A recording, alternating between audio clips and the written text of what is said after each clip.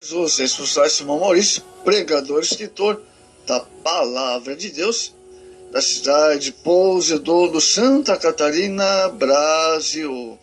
Amados, hoje temos a temática da Palavra de Deus, as bodas do Cordeiro.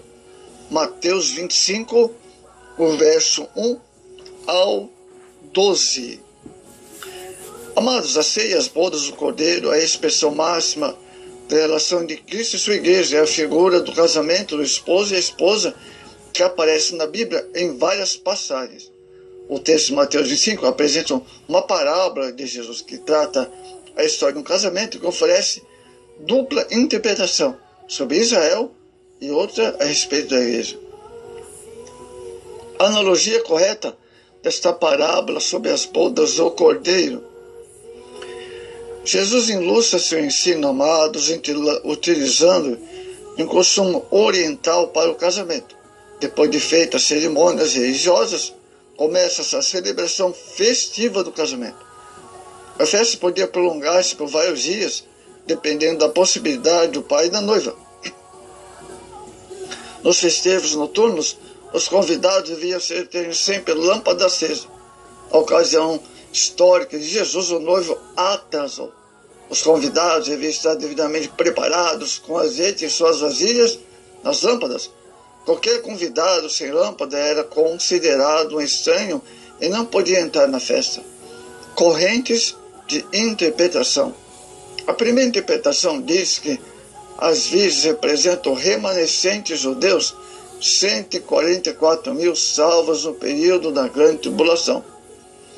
A segunda distingue dois grupos, com uma representação dos crentes salvos e apenas os nominais na igreja, quanto à vinda de Jesus.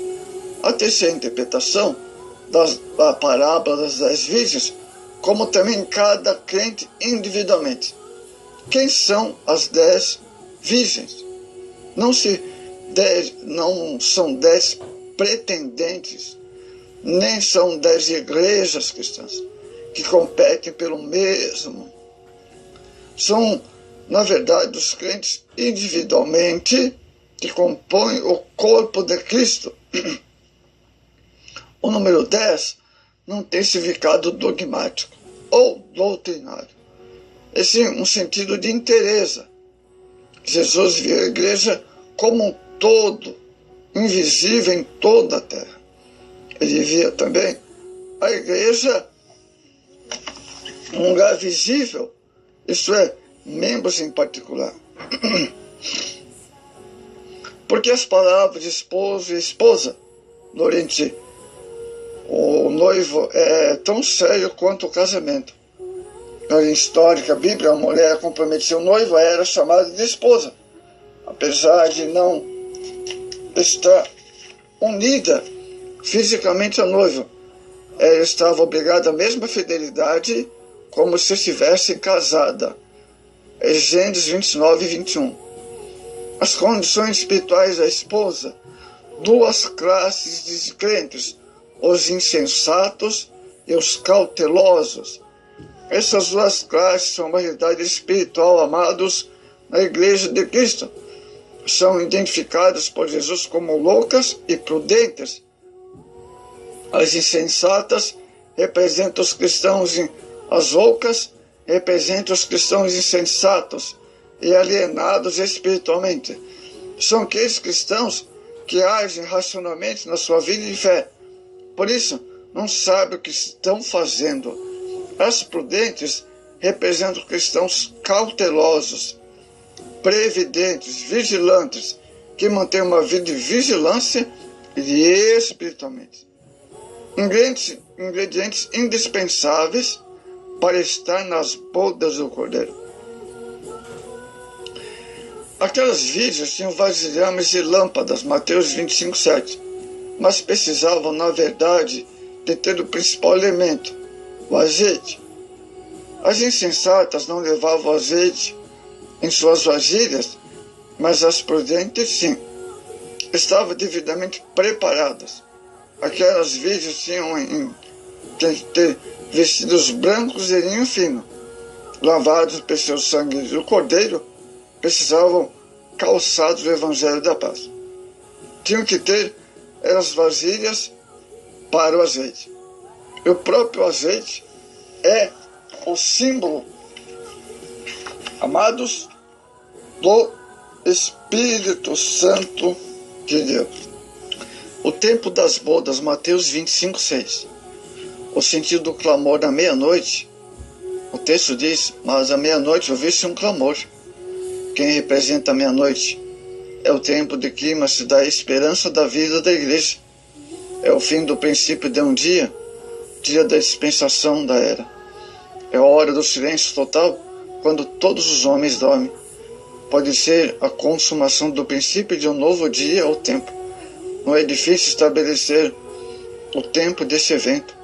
Ele acontecerá entre o arrebatamento da igreja, sucederá com o arrebatamento da igreja e o julgamento dos crentes no tribunal. Visto que Apocalipse 19, 8, a esposa aparece vestida de linho, que são a justiça dos santos. O dia de Cristo, Filipenses 1, 10. As características das bodas. Primeiro, lugar das bodas, Apocalipse 19, 1 e 21, 19. Pela ordem normal dos acontecimentos escatológicos, este evento acontecerá no céu após o arrebatamento da igreja. Quando João declarou, eu vi no céu que uma grande voz, uma grande multidão que dizia, aleluia. Ele identificou, irmãos, naturalmente o lugar. A alegria e o triunfo pelas vitórias do Cordeiro são demonstradas, e a seguir surge a noiva do Cordeiro, já glorificada, coroada, preparada para o glorioso união. Entendemos então que o céu é o lugar mais adequado para o acontecimento das bodas do Cordeiro. Participantes das bodas, o casamento Cristo é a igreja, mas os convidados são muitos. De acordo com Daniel 12, 1 ao 3, Israel, salvo da grande tribulação, os santos do Antigo Testamento, são os convidados especiais. Devemos ter cuidado na interpretação desse evento, para não confundirmos nem misturarmos os fatos que envolvem as bodas no céu e as bodas na terra. No céu as bodas são a igreja e o Cordeiro, Apocalipse 19, versos 7 ao 9. Na terra as bodas envolvem Israel e o Cordeiro. Mateus 22, 1 a 14. As cenas das bodas diferem das bodas na terra. No céu somente a igreja e seus convidados participarão. Na terra, Israel estará esperando o Messias venha convidá-lo a conhecer a igreja que estará reinando com ele pelo reino milenar. No céu, os salvos receberão coroas por suas obras feitas na terra, e as bodas do Cordeiro coroa a igreja por sua fidelidade. Amados, a noiva do Cordeiro assentado à mesa do rei. Os crentes do Antigo Testamento juntar-se-ão aos fiéis da igreja num só grupo para sentar-se à mesa. Lucas 13, 29. Será a consagração gloriosa de todos os salvos que venceram as lutas, obstáculos, barreiras e mantiveram-se puro. Apocalipse 3, 5. Jesus apresenta sua noiva sem mancha. Efésios 5, 27. As características da noiva do Cordeiro. Vejamos algumas de suas principais características. É fiel, mesmo enfrentando as intempéries, a igreja, com a ajuda do Espírito Santo, permanecerá fiel ao seu noivo. Hoje em dia, infelizmente, temos visto a infidelidade de cristãos. Eles são infiéis aos seus cônjuges, são infiéis ao Senhor e ao ministério. É santa, só pode ser a igreja, que é santo, vive em santificação. Hebreus 12, 14. Não dá lugar ao mundo. Vivemos nesse mundo mas não permanecemos nele. Não podemos aceitar a sua maneira de pensar. Romanos 12, verso 2. A palavra de Deus nos adverte. Carta de 1 João 2, 15. Espera pelo seu noivo. A igreja aguarda com ansiedade o glorioso dia em que vai se encontrar com Jesus. É a nossa verdadeira esperança. Outra característica, adora a Deus. Como igreja do Senhor, precisamos adorar em espírito e em verdade. Quando reunidos com uma igreja, temos de ter consciência de que o mais importante é a adoração a Deus. Muitos, infelizmente, vão à igreja não para adorar o Senhor, mas apenas para ser vistos pela liderança ou para cuidar de seus próprios interesses. Proclamar a mensagem. Jesus mandou seus servos a proclamar o Evangelho por todo o mundo, a toda a criatura. Olha só, hein?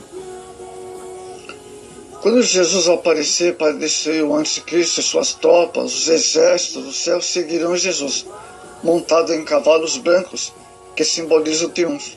Vestido de linho fino branco, puro, Apocalipse 19, 14, esse fato identifica-os como noivo do Cordeiro à igreja, que participará das bodas do Cordeiro, Apocalipse 19, versos 7 e 9. Isso significa que já estiveram no céu e já estão plenamente vestidos de justiça dos santos. Esse fato também deixa subentendido, amados, que aqueles atos de justiça já estão completos. Que os crentes foram ressuscitados, transformados, levados ao céu. Ficaria subentendido também que já tinham comparecido diante do tribunal de Cristo, segundo Coríntios 5:10, que é o tempo de alegria, deleite de todas aquelas bodas. Então, após o arrebatamento da igreja, haverá o tribunal de Cristo, e depois do tribunal de Cristo, as bodas do Cordeiro. E, no final da grande tribulação, no Apocalipse capítulo 19, a igreja aparece com Jesus em glória para destruir o exército do anticristo no final da grande tribulação.